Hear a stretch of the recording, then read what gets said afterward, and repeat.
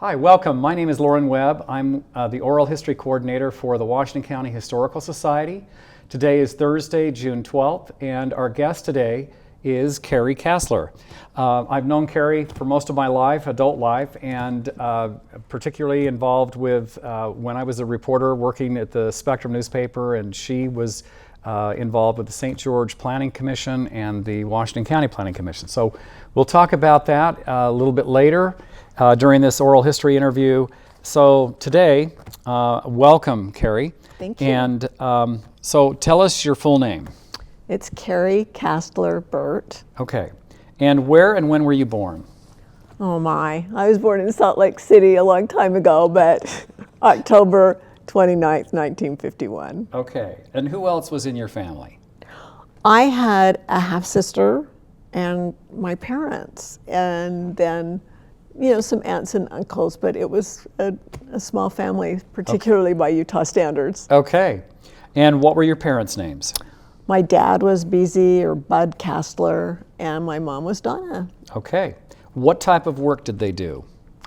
My dad was an attorney by education, and then became the chief counsel for the gas utility, which at the time was Mountain Fuel and now is OnBridge. And before that, it was Questar, right? And Questar before that, it was Questar, and then it went to Dominion Energy. Oh my gosh. And then OnBridge. Okay. So he rose through the ranks to become CEO and chairman, and it was, I know, a great honor for him and our whole family. And my mother was very active in civic affairs and served as the president of the Utah Girl Scouts. And that meant I went to Girl Scout camp more than once. That's great. And that was pretty much our look-see. Okay. How did your parents meet? They met at the University of Utah. Okay. Yeah. And let's see. Tell us, what did your community look like outside of your family growing up? Well, I had one aunt and uncle that lived by us part of the time, though not consistently, because he was in the Air Force. And then my father had one sister. We are a really small family. They lived in California, and so we vacationed in California because it was generally nicer weather than Salt Lake had to offer. What was your neighborhood like? Oh my. Anything that stands out about your neighborhood, growing up in this neighborhood? It was a new neighborhood. It was like considered the outskirts of Salt Lake, but is now darn near downtown. Okay. And there were lots of young families, very few people our age. And I went to Skyline High School. It was the newest school, and I think still to this day holds the record for the largest student body. Wow. Let's come back to that. Where did your ancestors come from?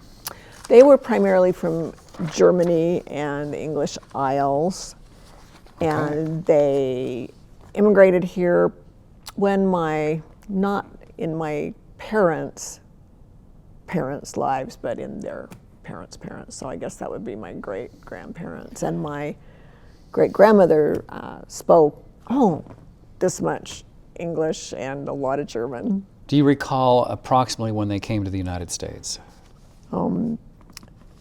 I can't tell you that. Okay. I'm so sorry. Where did they first settle? My grandmother's family on my mother's side were in Iowa, and my father's family, they were like Rolling Stones. They moved around, and I don't know where they settled. They spent most of their life in California, although my parents met because my father was with his parents in Utah. His father worked for the telegraph company. Oh, really? And did Morse code. That's really neat. Yeah. Okay, so describe your grammar school and your high school years. You talked about Skyline. Where did you go for either junior high or middle school or elementary? Anything that stands out? I was a little before middle school was invented. So I went to Eastwood Elementary, and Wasatch and Churchill Junior High School, which were both kind of on the east side of Salt Lake, and then Skyline. Okay. It's like me. I went to a junior high school as well. So what influential teachers did you have? Any that stood out? I had a high school biology teacher that, and I'm not a big mathematician or science guru, but he made biology so interesting. We had the lift-up desks, and for people that had misbehaved the day before, there might be a skunk waiting for them inside their desk. And I kind of overdid the whining when we had to dissect frogs, which were the rubber formaldehyde specials. Yeah. So I got to do a live one. Oh, wow. And I was pretty overwhelmed by that, but he got his message of discipline across and made it very interesting for all of us to be able to see and hold his pet skunk that had, of course, been descented. Was amazing. That's and awesome. he did that over and over again, and I thought, you really think out the box, and it made it great for the students. Yeah, that's great. It's always, you always remember your best teachers, the ones that really made a difference for you. What were your hobbies and interests as a child? I was forced and eventually liked playing the piano and actually played competitively. Good for you. But it's very time consuming. If you're playing more complicated pieces, you might be practicing 3 hours, and I'm sure many practice more hours a day. And I loved that. I liked rocks really well, and I liked reptiles really well because I caught a snake when I was younger, and I thought I was the snake whisperer, and quickly learned that I would not want to pick up a rattler. Oh, yeah. Okay. Did you read much? And if so, what topics? Anything stand I read out? primarily nonfiction, but I read all of the common books of that age group when I was in school, like the Nancy Drew mysteries. Yes. Yeah. But my mom had a very big interest in archaeology, and my dad, of course, the law. So I ended up reading things like God, Graves, and Scholars, and lots of more thought-provoking and again, often nonfiction books. Okay. Did you belong to any influential clubs or organizations in high school? Or? I was in honors cotillion, so I could learn to be, a lady, because I was so far from it. And it was tough, but I made it in it. I was not of the predominant faith, and so it was very good for me to mix with people from primarily throughout Salt Lake City. Okay. Education-wise, did you attend college or university, and what was your major and minor, if any? My undergrad was in consumer studies with an emphasis in nutrition, and my graduate was in philanthropic studies, and that's the science and the feel of fundraising, mostly the science. Okay, and at what university? Indiana University, Purdue University, Indianapolis. Wow. IUPUI, and Yes. I went to the University of Utah, because my family all went there, and go Utes. I never for you. did convert to Indiana, so. But you went to Indiana first and then came No, back to... Indiana was grad school. Okay, that was grad school. So you went to University of Utah, got your bachelor's degree, and then went to Purdue Yes, University. yes. Okay. So did you get a master's there? Yes. In what? In philosophy? or in Philanthropic studies. In philanthropic studies. Okay. What stands out about your college years? Did you have any influential mentors or any interesting experiences? Any successes, accomplishments, challenges, frustrations, anything like that stood out? Biochem was a challenge and a frustration. Grad school was amazing. I was older, I was in my 50s, and many were younger. And I remember when the professor would pose questions that we were to answer, or online debates, and these were not visual, they were just written. When we would be posed those questions, I was just amazed at how the primarily younger students could whip out an answer that made sense and used grown-up words, if you will, and I would labor over that. But it was a very good experience for me, and I was out there alone. I didn't have a buddy that went with me. So I learned a lot of skills out there, and I learned about humidity, which we don't have in Utah. So. Right, the Midwest. Oh, yes. Yeah. Describe how you met your husband and when you married. And my children's father, I met in my last year. Well, actually, I met him in high school, but didn't see him too much until I ran into him at a car wash, and we started up a relationship from there, and we married when we were about 21 and had 3 children. This is Ron Phillips? This is Ron Phillips. Okay.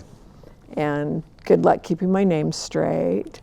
And he lives here in town, and we have a good relationship. We see our kids usually together every week with our families, and it's been good. He's a good guy. Okay, so you have three children. 3 children. I have 2 Okay. daughters. One is special needs, and a son. Okay. And everyone at one time or another has been involved with the pool industry because Ron started a pool business when he was here. Okay, so I definitely wanted to know what it was his occupation, and what experiences did you and your family have in relation to that occupation? Anything that stands out? Future careers for especially my son and some of his stepchildren and my daughter's children.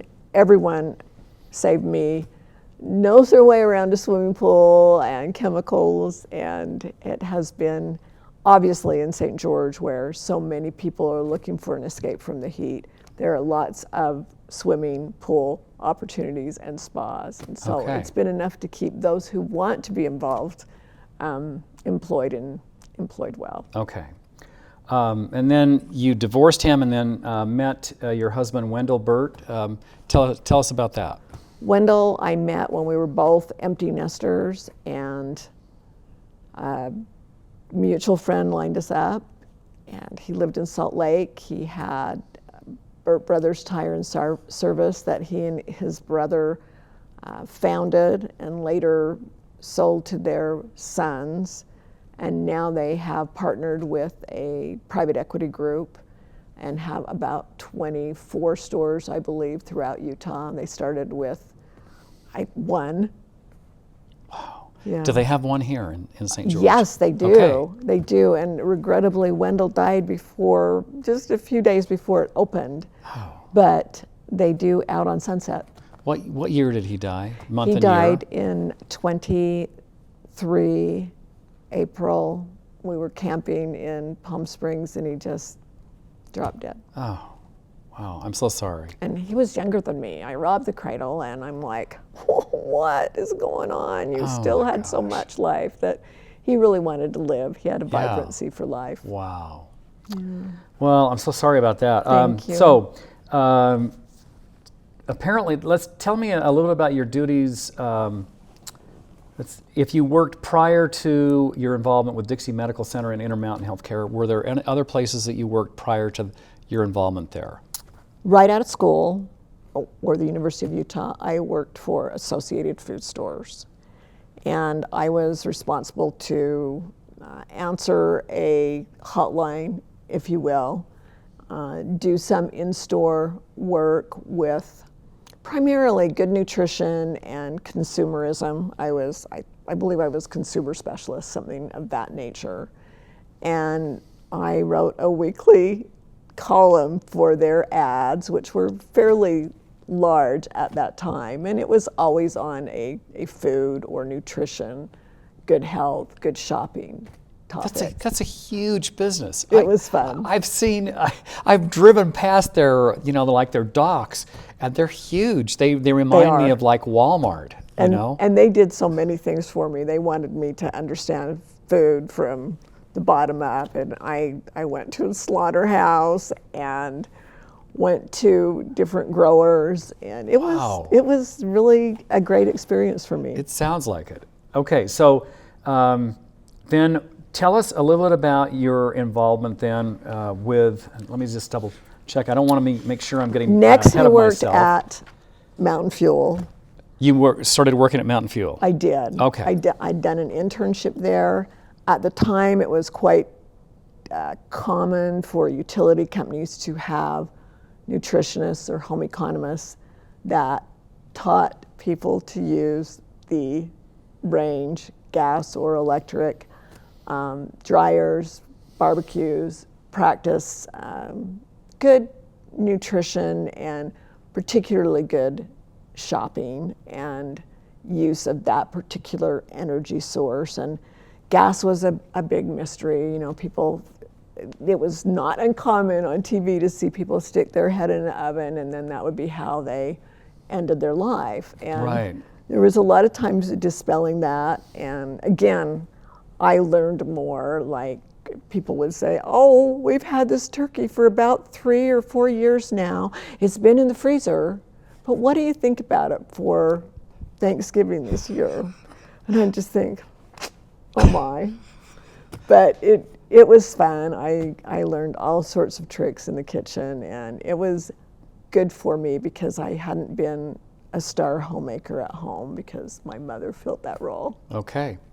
What other civic, community, or religious organizations did you participate in, including your work with the St. George Chamber of Commerce? Oh gosh. Once we relocated to St. George, about 1985. From Salt Lake? From Salt Lake. Okay. I was in Chamber, Rotary, Toastmasters. Wow.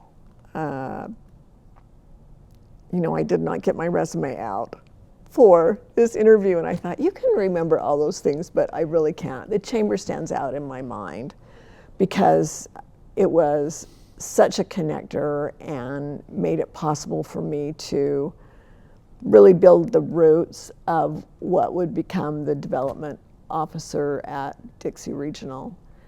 So and you were involved with Sunshiners too? Yes, I'm still a Sunshiner. Tell us a little bit about what the Sunshiners do. The Sunshiners welcome new members and encourage membership in the St. George Area Chamber of Commerce. And they go to ribbon cuttings and groundbreakings, and I learned all about those as well, and was so thrilled the first time I got to cut a ribbon, and it wasn't even a business that had anything to do with me. So they do a great service to the community. So you got to meet a lot of community leaders in these positions with the Chamber of Commerce and the Sunshiners, right? Oh, absolutely. Like you said, a great connector, a great way to build your level of friendships and business associates absolutely. And acquaintances and that kind of thing. Absolutely. Okay. Well, describe your experiences of serving on the St. George Planning Commission. That was really How did that come about? Quite a surprise. Carl Brooks, who was the then mayor, called me and said in his own, did you know Carl? I did. His very own well. very light-hearted and yet effective way of, don't hang up. This is Carl Brooks. I'm the mayor. I'm like, I think I know that. And then he asked me if I would consider serving on the Planning Commission, and I did, and became the chairman over time, and met great people there. My takeaway was... Yeah, what did you take away from that, from serving on there? We all have a voice in our community, and really our entire nation, but we don't always use it. And I learned one of the first steps in using that was if you were disturbed by any growth or new business that was coming into town, you had an opportunity at the Planning Commission to voice your concern then. If it passed through the Planning Commission, of course, you would be able to go to City Council. And I had an experience where someone who was very prominent in the community said, I hope I don't lose my temple recommend for this, because I think they were in favor, or not in favor of a church structure going so closely to their particular neighborhood. Interesting. So were you the chairman of the St. George Planning Commission? Yes, at one not point? initially. Not initially, but later on. Yes, later on. Tell us just a little about the difference between serving as chair and just as a member. Well, you're leading the meeting when you're the chairman. You recognize those who wish to speak. You recognize the commissioners. You make in your own mind, it sounds like we've heard this issue. It's probably time for a vote. And the hard part was that when you looked out over the audience, there were always friends on the pro side and always friends on the con side. And no matter which way you voted or what kindness you tried to weave into your comments, there was always someone that was going to be not so happy. And I don't think I lost friendships, but probably came close. So that was tough, but it gave me a really good opportunity to learn about meeting leadership and recognizing people and their feelings. It was great, but Okay. From that, I've got a son that lives in the town of Virgin, and you might know that that's exploding right now. Yes, and it is. They've been, they moved there to be off the grid, and they are not off the grid. And things happen and come up, and they've actually gone to the Planning Commission and to the City Council as well. And he is not that guy, so I've been really proud of him. Okay. So everyone really, if you really want to, you can have a voice. Okay. Describe your experiences working with the Washington County Planning Commission. That How was was that not different? as fun. Not as fun. It was more looking at bringing in developments in what was primarily either open space or agricultural was typically a zone that undeveloped property would come in at. And I didn't know too much about building, and I learned very quickly that, is there water there? Is there sewer there? Do they have will serve letters from the utilities? And many times those caused field trips because I couldn't picture where Long Valley Road was, where now when I go to see my kids up in Eastern County, I go by it.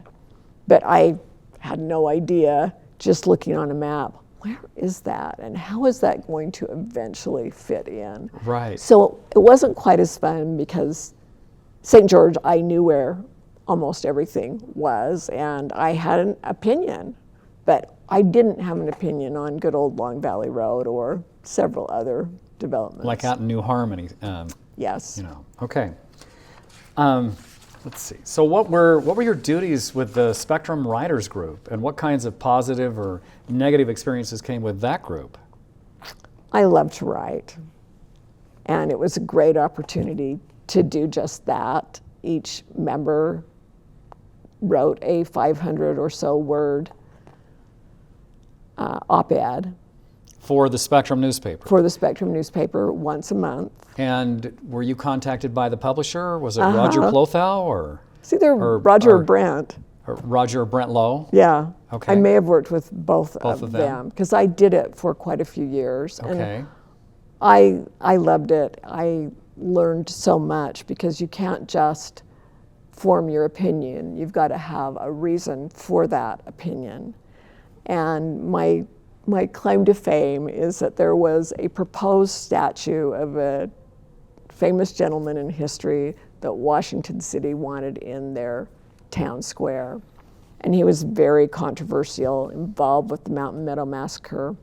And I argued against that. Why would you want to celebrate someone that had already brought so much rancor to letters to the editor, for example, or just in the community buzz? And the mayor called me. I didn't know The mayor him, of Washington City. and said, we're going to vote against it. At least he was, and it did not go through. That's right. And today that statue is inside the Washington City Museum. It's not in the square. Because Jerry Anderson, our local the individual that created the statue. Yes, such a great sculptor, had already sculpted it. Right. So, interesting. Yeah. Any other experiences? What about the one with the Beyond the Oranges and Bananas? Oh, I mentioned I have a special needs daughter, and she is fortunate to work at Harmon's. Many of the grocery stores have a nice commitment to weaving in those with special needs, and she was very grateful to go there. She started bagging, but she was not excellent at it the first couple of months, and there was a woman who was very short with her, and I couldn't understand why you would value the time that it took you to get apples and bananas, which wasn't very long, Right. with the value of human feelings, because it broke her heart. She couldn't understand what she was doing wrong, and she was doing something wrong, putting oranges and bananas on top of bread, but the stores here, they would quickly remedy that. What kind of feedback did you get from your article? I got good feedback from that. Good. And That's I good. was appreciative. How did you become involved with the Dixie Medical Center Foundation and later Dixie Regional Medical Center Foundation, and what experiences there stand out for you as either a board member or as president and chief executive officer? Again, it was kind of quite by accident that I ended up with the hospital. I had been in public relations in Salt Lake, and they had an opening. I worked part-time for the public relations director, and occasionally we would get checks from folks that were grateful patients, for example, that wanted to do something to help the nonprofit hospital. So are you talking about Terry Draper working No, with I Terry? hired her. Oh, you hired Terry? I was the Gosh. fortunate person that's a claim to fame right there. Wow. So those checks would come in, and no one wanted to deal with them. So I was elected to do that. And from that, I was able to encourage additional donations and begin a newsletter and many other things to draw attention to the fact that it was a nonprofit, and trying to communicate to others that nonprofits don't necessarily make a profit. In fact, you probably want them to. Otherwise, they would quickly be gone. But it's what you do with that profit that counts. And of course, Intermountain has a huge charitable care, not only on the end of a patient's bill, but in community services that they provide throughout Washington County and everywhere that they serve. Okay. And what were your experiences like serving as president and chief executive officer? I loved my career there. I've had a saying that I'm sure someone else gave me, but people are at their best when they're giving. And from my experience in volunteer services to that of development, that was almost 100% true. You saw their good side. They were happy to be providing help that they saw was critical to make their community a better place to live, not just now when they were making their gift, but in the future. And the volunteers, the same way. I mean, they ran the snack bar by themselves for years until I came along and ruined it. All of a sudden I had to have a boss, but they taught me more than I ever taught them. So was this starting at the On 400 East 400 East, campus, yes, right? Yes, actually, I had an office that was on 300 East in the old yellow brick building that some might remember before I ended up elsewhere. Wow. And weren't you involved with helping with the Jubilee Home? Is that right? The Jubilee Home was my first major fundraising experience.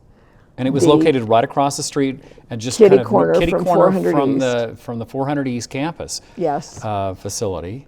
And we had, thanks to a grant that I believe Senator Hatch had quite a bit to do with, from the downwinder perspective, we were granted the money to start a cancer center.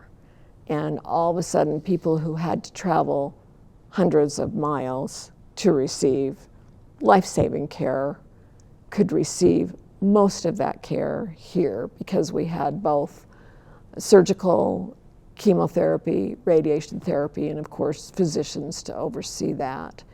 And it was really the physicians and the caregivers that wanted a place for their patients to stay so that they wouldn't have that added burden of not only just funding but finding a place to stay, and often for a long time. This was for the families, for the Yes. families to stay of the patients. Families and the patients. And the patients. Depending on what they were receiving. And this was kind of an, I don't know, was it a new concept? Certainly seemed like a new concept. Well, Ronald for McDonald here. House What's has been that? around. I know there were the Ronald McDonald Yes. homes, but to So me, for here, it was brand new. it was kind of brand new. Yeah. I just lived right up the street from the Jubilee home. That's right. I remember that. I was just on. I lived on Yes. 400 East, and I just thought it was really a neat concept and a great thing that the hospital was doing. So that's why I remembered that. So what were your responsibilities with Intermountain Healthcare's Southwest region in institutional advancement, and how did you become involved with that organization? And tell us about any experiences that stand out with IHC. I became involved because my position grew from public relations to volunteerism to both, to then handling those checks that would come in unsolicited. So I was fortunate to meet some folks, Bill and Bernice Godfrey. They had a hotel on Main Street and they wanted to make a difference.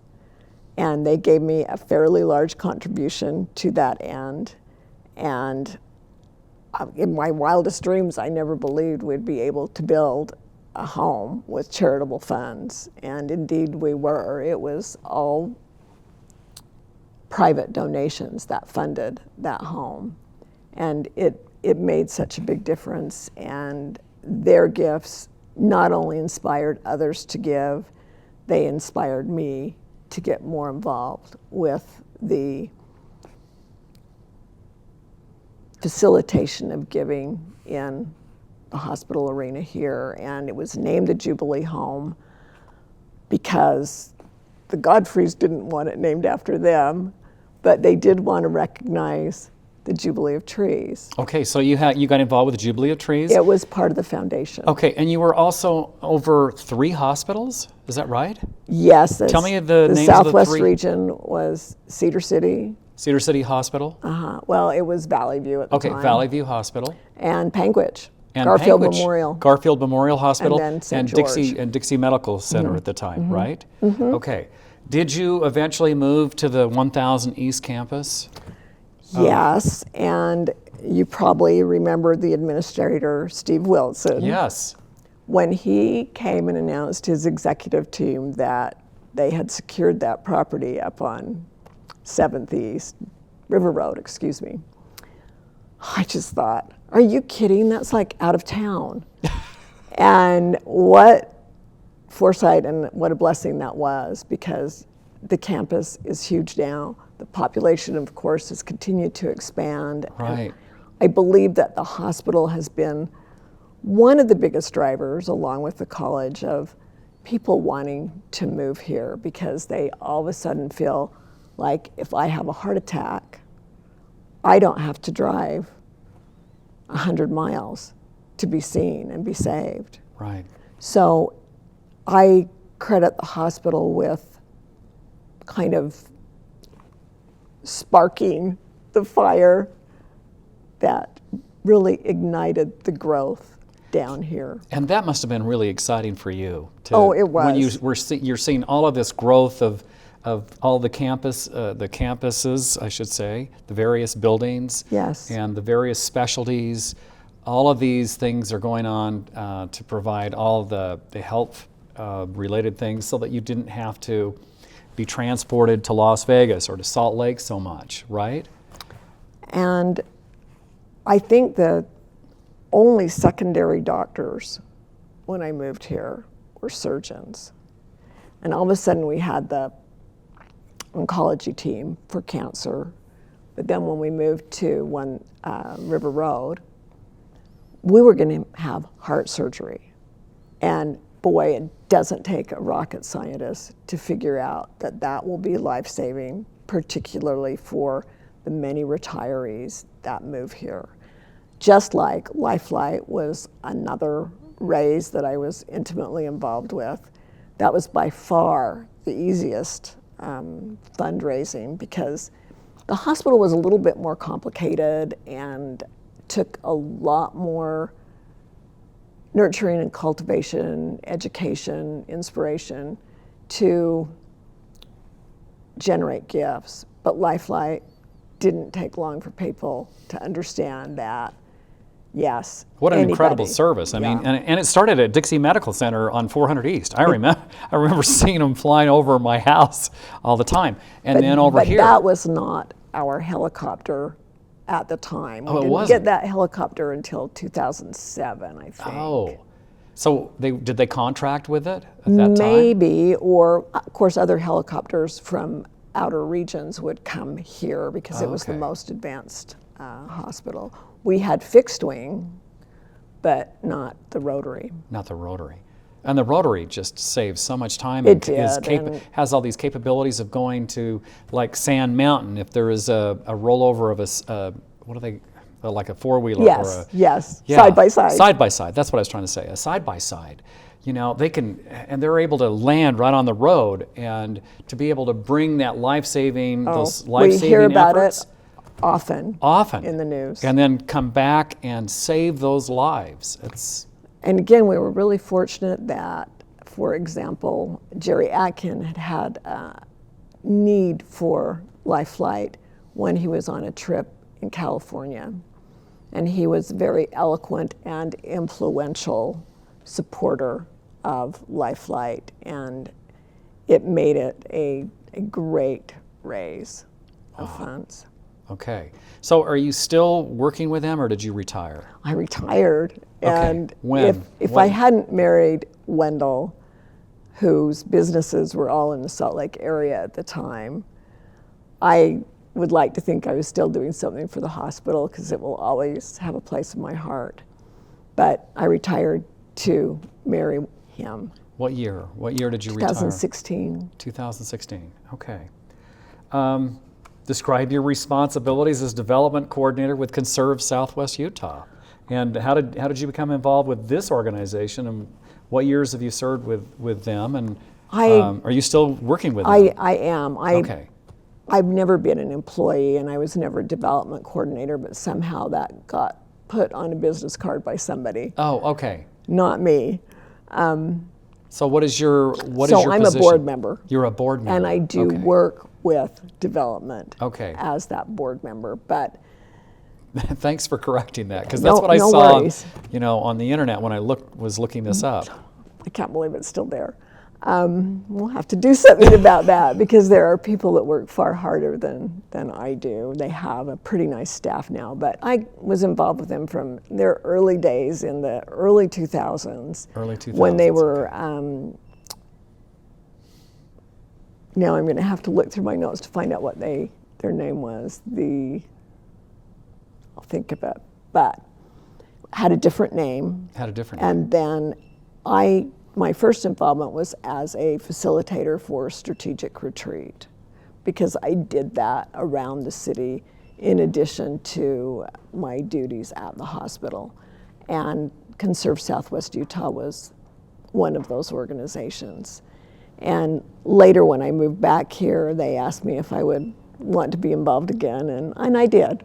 I love Conserve Southwest Utah. It's, in my mind, the premier and really the only organization, 501c3, that's focused on the preservation of our water, which is particularly salient right now, our public lands and our air, and who's also interested in teaching people about desert livability. All of us, most of us, like lawns. They're inviting, but here the water usage is not good, and we've even seen the predominant church here, which has several buildings, remove a lot of turf and do different landscaping that is more congruent with our water supply. And their leaders, and it influences their members and others that drive by, that boy, if they're tearing out that much lawn, there must be something to this water shortage. And that's been a very difficult point to get past people. This is a building and construction trades mecca here, and there are many people who depend on that to maintain their source of income. So it's a difficult lesson and back and forth with a conservation organization and developers. I think we've seen a lot of change and a lot more acknowledgement of the role that water conservation plays, and at the same time that water plays, all of a sudden faced with, oh, you mean we may not be able to use as we do now? That's true, and hopefully everyone will come together and get behind water conservation, because it, in my mind, is critical. Okay. What are your thoughts about the Northern Corridor? I know Conserve Southwest Utah has been fairly opposed to that. We have, for a number of reasons. It increases the likelihood of a fire. It's a road that we believe is not needed, particularly at this time, as there are other alternatives that are already built. And I don't know what your thoughts are, but it's been my experience over the decades I've lived here that if you build it, they will come. And if there's a road to it, it will make it that much easier. And you listen right now to the news in Salt Lake, where they are closing a few major roads, and see what difficulty that causes people who have become very accustomed to that new way, and they've actually had to find other ways to get home or get to a business. But I would like to see that not occur, because once it's gone, we won't get it back. And we have those beautiful red cliffs that so mark and define a good part of our beauty here. It would be a sad day for me to look forward and think, even though there's a commitment not to build, I think if the road's there, it'll be pretty hard to keep that commitment for a long period of time. Okay, so as you look back over your life, what would you like to be remembered for? Well, I've been the beneficiary of giving, of volunteerism. I had cancer my early years here, and without that cancer center, I would have been traveling.